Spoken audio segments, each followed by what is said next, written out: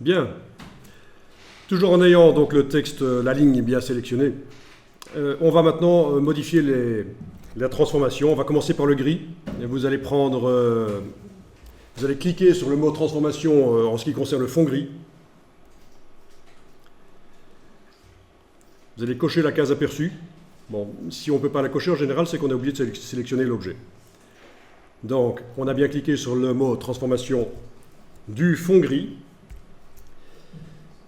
On coche la case aperçue dans la boîte qui s'ouvre et on va utiliser le déplacement. Le déplacement, vous allez déplacer vers la droite et vers le bas. Un peu comme ceci, voilà.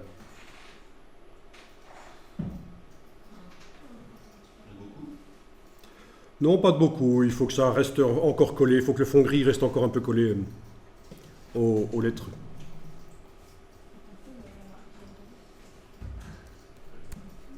Et vous allez faire la même chose pour le fond blanc, sauf que le décalage va être moins important. Et ça devrait donner l'impression qu'il y a donc des lignes grises qui suivent un peu les lettres, qui soulignent les lettres. Mais après, on va changer, vous allez pouvoir faire des tests avec différentes polices de caractère. Vous allez voir qu'avec certaines polices de caractère, ça donne mieux. Donc maintenant, toujours en ayant, attention, le mot sélectionné, je vais jusque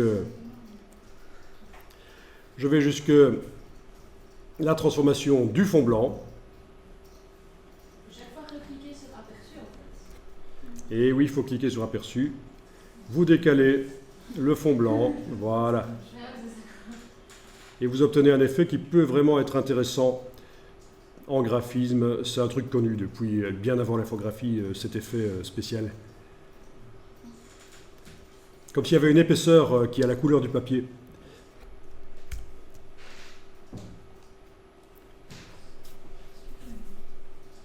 Après, vous enregistrez, vous pouvez tester avec d'autres polices, c'est-à-dire qu'il suffit de sélectionner la ligne et d'aller dans la palette de caractères, changer la police.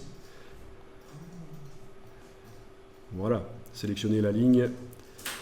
Et dans menu fenêtre texte caractère, elle était là.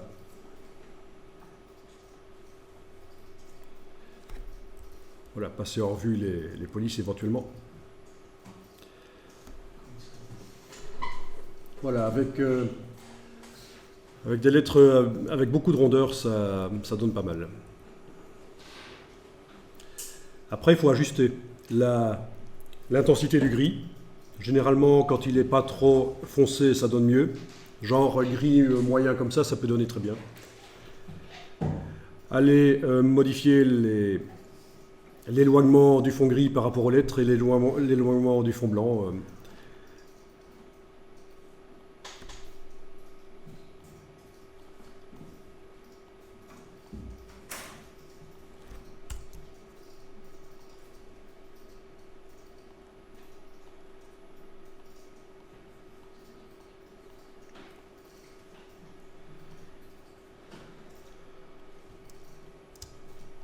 Voilà. Après, il faut faire un peu de recherche graphique pour trouver la bonne solution. Alors, pour ne pas perdre trop de temps, l'astuce, je vous l'ai donnée la semaine passée, mais je vous la montre ici réellement. Quand vous avez obtenu un résultat qui vous plaît, vous allez dupliquer tout simplement l'objet, en le prenant avec la flèche noire et avec la touche Alt, vous le dupliquez. Et sur ce duplicata, vous allez continuer le test. Donc, vous allez essayer par itération successive d'améliorer le design, mais jamais en effaçant ce qui était déjà bon. L'objet qui était déjà bon là au-dessus, je le laisse tranquille pour l'instant. Je continue mes recherches sur la copie.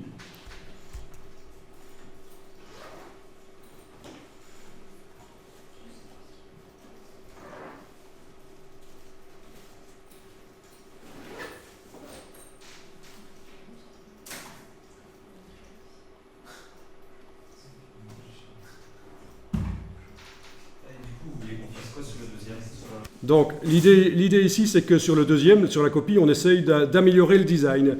Voilà, je viens de modifier un peu les valeurs de déplacement des deux fonds gris et blanc.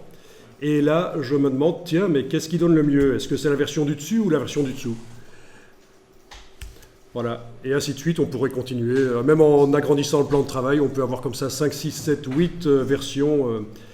Et ces différentes versions, bon, ben forcément, il y en aura une qui sera la bonne que vous allez garder à la fin, mais il faut toutes les garder. Pourquoi? Parce que dans la charte graphique du logo, si vous faites un logo, si vous faites un logo, dans la charte graphique, vous allez pouvoir intégrer toutes ces variations, toutes ces recherches qui ont finalement été abandonnées. Elles peuvent malgré tout être intégrées à la charte graphique. Comme ça, si le client vous dit... il ne pourra pas vous dire, le client, que c'est un peu cher pour ce que vous avez fait. Vous allez pouvoir prouver qu'il y a eu de la recherche, il y a eu des pistes qui ont été envisagées et finalement abandonnées. Parce que bon, c'est toujours un peu... Il faut se mettre à la place du client. Il paye cher pour un petit truc au final, mais il ne voit pas toute la recherche qu'il y a derrière. Donc la recherche, ne l'effacez pas, gardez-la et intégrez-la même au dossier qui est présenté au client, à la présentation faite au client.